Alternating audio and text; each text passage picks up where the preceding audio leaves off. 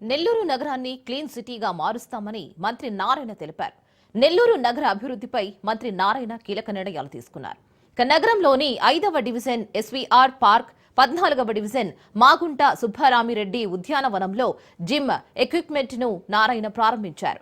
Zakir Hussain Nagar SVR park లో 40 లక్షలతో gym equipment ఏర్పాటుకు శ్రీకారం చుట్టామని మంత్రి నారాయణ చెప్పారు. నెల రోజుల్లో ఈ పనులన్నీ పూర్తి కావాలని అధికారులను మంత్రి నారాయణ ఆదేశించారు.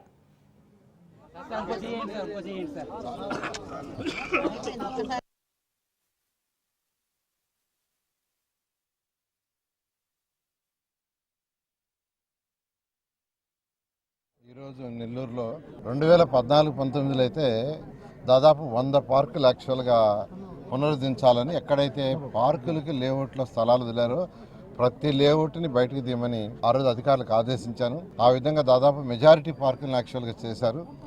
దాంట్లో పిల్లలకు చక్కగా జిమ్ ఎక్విప్మెంట్, ప్లే ఎక్విప్మెంట్ ఇవ్వడం జరిగింది. అయితే గత 5 సంవత్సరాల్లో గత ప్రభుత్వం, వైఎస్ఆర్సీపీ ప్రభుత్వం దీన్ని నిర్వీర్యం చేసింది.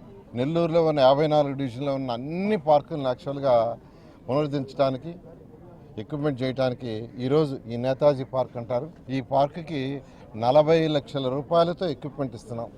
40 లక్షల రూపాయలతో latest gym equipment, latest play equipment యాక్చువల్గా ఇవాళ ఆ ఎక్విప్మెంట్ మొత్తం వచ్చింది కంప్లీట్గాను.